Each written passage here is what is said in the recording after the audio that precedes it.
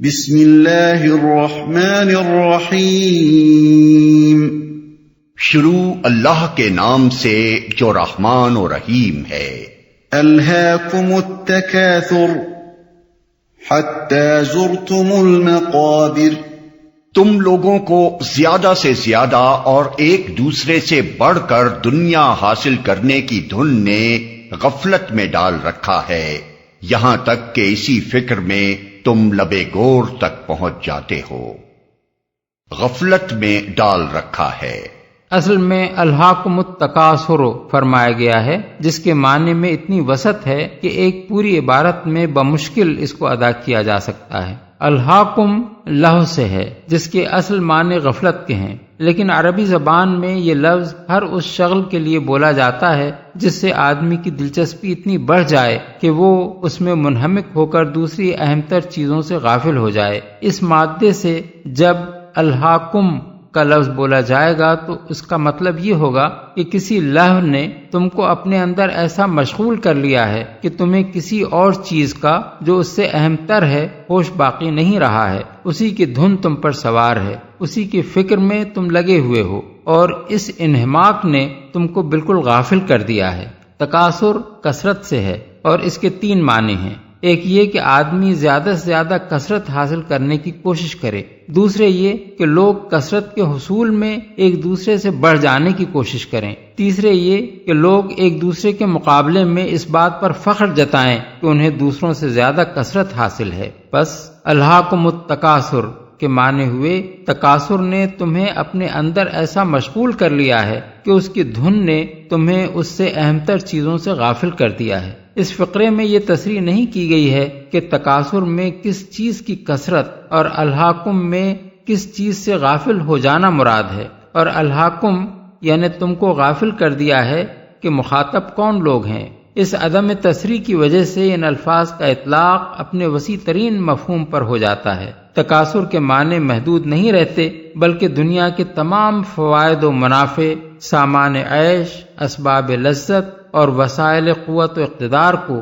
زیادہ سے زیادہ حاصل کرنے کی سعی و جہد کرنا، ان کے حصول میں ایک دوسرے سے بڑھ جانے کی کوشش کرنا اور ایک دوسرے کے مقابلے میں ان کی کثرت پر فخر جتانا اس کے مفہوم میں شامل ہو جاتا ہے۔ اسی طرح الہاکم کے مخاطب بھی محدود نہیں رہتے، بلکہ ہر زمانے کے لوگ اپنی انفرادی حیثیت سے بھی اور اجتماعی حیثیت سے بھی اس کے مخاطب ہو جاتے ہیں۔ اس کا مطلب یہ ہو جاتا ہے کہ زیادہ سے زیادہ دنیا حاصل کرنے اور اس میں ایک دوسرے سے بڑھ جانے اور دوسروں کے مقابلے میں اس پر فخر جتانے کی دھن افراد پر بھی سوار ہے اور اقوام پر بھی۔ اسی طرح الہاکم التکاثر میں چونکہ اس امر کی صراحت نہیں کی گئی کہ تکاثر نے لوگوں کو اپنے اندر منہمک کر کے کس چیز سے غافل کر دیا ہے، اس لیے اس کے مفہوم میں بھی بڑی وسعت پیدا ہو گئی ہے۔ اس کے معنی یہ ہیں کہ لوگوں کو اس تکاثر کی دھن نے ہر اس چیز سے غافل کر دیا ہے جو اس کی بنسبت اہم تر ہے۔ وہ خدا سے غافل ہو گئے ہیں،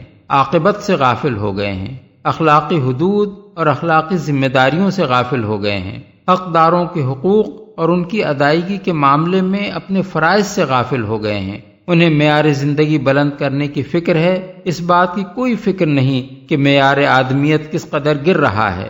انہیں زیادہ سے زیادہ دولت چاہیے، اس بات کی کوئی پرواہ نہیں کہ وہ کس ذریعے سے حاصل ہوتی ہے۔ انہیں عیش و عشرت اور جسمانی لذتوں کے سامان زیادہ سے زیادہ مطلوب ہیں۔ اس ہوس رانی میں غرق ہو کر وہ اس بات سے بالکل غافل ہو گئے ہیں کہ اس روش کا انجام کیا ہے۔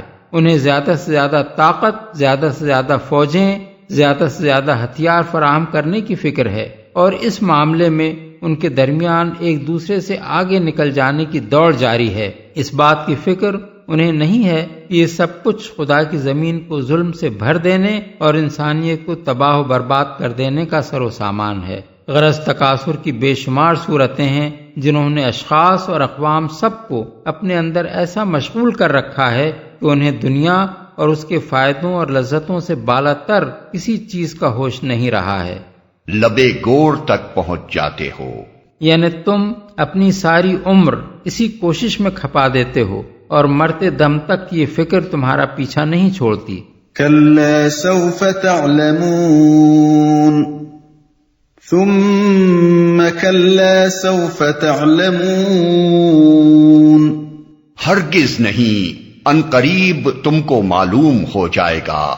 پھر سن لو، ہرگز نہیں، ان قریب تم کو معلوم ہو جائے گا، تم کو معلوم ہو جائے گا۔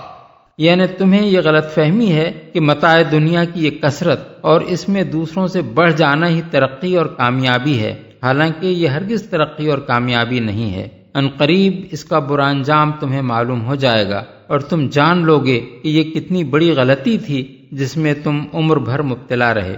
ان قریب سے مراد آخرت بھی ہو سکتی ہے، کیونکہ جس ہستی کی نگاہ ازل سے ابد تک تمام زمانوں پر حاوی ہے، اس کے لیے چند ہزار یا چند لاکھ سال بھی زمانے کا ایک چھوٹا سا حصہ ہیں، لیکن اس سے مراد موت بھی ہو سکتی ہے، کیونکہ وہ تو کسی انسان سے بھی کچھ زیادہ دور نہیں ہے، اور یہ بات مرتے ہی انسان پر کھل جائے گی کہ جن مشاغل میں وہ اپنی ساری عمر کھپا کر آیا ہے وہ اس کے لیے سعادت و خوشبختی کا ذریعہ تھے یا بدانجامی و بدبختی کا ذریعہ۔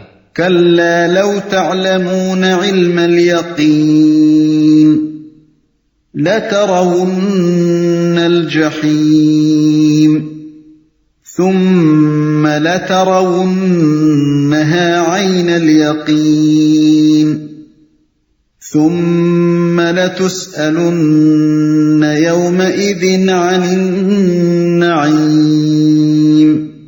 ہرگز نہیں، اگر تم یقینی علم کی حیثیت سے اس روش کے انجام کو جانتے ہوتے تو تمہارا یہ طرز عمل نہ ہوتا، تم دوزخ دیکھ کر رہو گے۔ پھر سن لو، تم بالکل یقین کے ساتھ اسے دیکھ لو گے، پھر ضرور اس روز تم سے ان نعمتوں کے بارے میں جواب طلبی کی جائے گی۔ اس فقرے میں پھر کا لفظ اس معنی میں نہیں ہے کہ دوزخ میں ڈالے جانے کے بعد جواب طلبی کی جائے گی، بلکہ اس کا مطلب یہ ہے کہ پھر یہ خبر بھی ہم تمہیں دیے دیتے ہیں کہ تم سے ان نعمتوں کے بارے میں سوال کیا جائے گا، اور ظاہر ہے کہ یہ سوال عدالت الہی میں حساب لینے کے وقت ہوگا۔ اس کی سب سے بڑی دلیل یہ ہے کہ متعدد احادیث میں رسول اللہ صلی اللہ علیہ وسلم سے یہ بات منقول ہے کہ اللہ تعالیٰ نے جو نعمتیں بندوں کو دی ہیں ان کے بارے میں جواب دہی مومن و کافر سبھی کو کرنی ہوگی۔ یہ الگ بات ہے کہ جن لوگوں نے کفران نعمت نہیں کیا اور شکر گزار بن کر رہے وہ اس محاسبے میں کامیاب رہیں گے، اور جن لوگوں نے اللہ کی نعمتوں کا حق ادا نہیں کیا اور اپنے قول یا عمل سے یا دونوں سے ان کی ناشکری کی وہ اس میں ناکام ہوں گے۔ حضرت جابر بن عبداللہ کی روایت ہے کہ رسول اللہ صلی اللہ علیہ وسلم ہمارے ہاں تشریف لائے اور ہم نے آپ کو تر و تازہ کھجوریں کھلائیں اور ٹھنڈا پانی پلایا۔ اس پر حضور نے فرمایا، یہ ان نعمتوں میں سے ہیں جن کے بارے میں تم سے سوال کیا جائے گا۔ بحوالہ مسند احمد، نسائی، ابن جریر، ابن المنذر، ابن مردوہ، عبد بن حمید، بیہقی فی الشعب۔ حضرت ابو ہریرہ کی روایت ہے کہ رسول اللہ صلی اللہ علیہ وسلم نے حضرت ابو بکر اور حضرت عمر سے کہا، چلو ابو الحسم بن التیہان انصاری کے ہاں چلیں۔ چنانچہ ان کو لے کر آپ ابن التیہان کے نخلستان میں تشریف لے گئے۔ انہوں نے لا کر کھجوروں کا ایک خوشہ رکھ دیا۔ حضور نے فرمایا، تم خود کیوں نہ کھجوریں توڑ لائے؟ انہوں نے عرض کیا، میں چاہتا تھا کہ آپ حضرات خود چھانٹ چھانٹ کر کھجوریں تناول فرمائیں۔ چنانچہ انہوں نے کھجوریں کھائیں اور ٹھنڈا پانی پیا۔ فارغ ہونے کے بعد حضور نے فرمایا، اس ذات کی قسم جس کے ہاتھ میں میری جان ہے، یہ ان نعمتوں میں سے ہے جن کے بارے میں تمہیں قیامت کے روز جواب دہی کرنی ہوگی۔ یہ ٹھنڈا سایہ، یہ ٹھنڈی کھجوریں، یہ ٹھنڈا پانی۔ اس قصے کو مختلف طریقوں سے مسلم، ابن ماجہ، ابو داؤد، ترمذی، نسائی، ابن جریر اور ابو یعلا وغیرہ نے حضرت ابو ہریرہ سے نقل کیا ہے، جن میں سے بعض میں ان انصاری بزرگ کا نام لیا گیا ہے اور بعض میں صرف انصار میں سے ایک شخص کہا گیا ہے۔ اس قصے کو مختلف طریقوں سے متعدد تفصیلات کے ساتھ ابن ابی حاتم نے حضرت عمر سے اور امام احمد نے ابو عصیب رسول اللہ صلی اللہ علیہ وسلم کے آزاد کردہ غلام سے نقل کیا ہے۔ ابن حبان اور ابن مردوہ نے حضرت عبداللہ بن عباس سے ایک روایت نقل کی ہے جس سے معلوم ہوتا ہے کہ قریب قریب اسی طرح کا واقعہ حضرت ابو ایوب انصاری کے ہاں پیش آیا تھا۔ ان احادیث سے یہ بات واضح ہو جاتی ہے کہ سوال صرف کفار ہی سے نہیں، مومنین صالحین سے بھی ہوگا۔ رہی خدا کی وہ نعمتیں جو اس نے انسان کو عطا کی ہیں تو وہ لامحدود ہیں، ان کا کوئی شمار نہیں کیا جا سکتا، بلکہ بہت سی نعمتیں تو ایسی ہیں کہ انسان کو ان کی خبر بھی نہیں ہے۔ قرآن مجید میں فرمایا گیا ہے کہ وَإِن تَعُدُّوا نِعْمَةَ اللَّهِ لَا تُحْصُوهَا، یعنی اگر تم اللہ کی نعمتوں کو گنو تو تم ان کا پورا شمار نہیں کر سکتے۔ سورہ ابراہیم آیت 34۔ ان نعمتوں میں سے بے حد و حساب نعمتیں تو وہ ہیں جو اللہ تعالیٰ نے براہ راست انسان کو عطا کی ہیں، اور بکثرت نعمتیں وہ ہیں جو انسان کو اس کے اپنے کسب کے ذریعے سے دی جاتی ہیں۔ انسان کے کسب سے حاصل ہونے والی نعمتوں کے متعلق اس کو جواب دہی کرنی پڑے گی کہ اس نے ان کو کن طریقوں سے حاصل کیا اور کن راستوں میں خرچ کیا۔ اللہ تعالیٰ کی براہ راست عطا کردہ نعمتوں کے بارے میں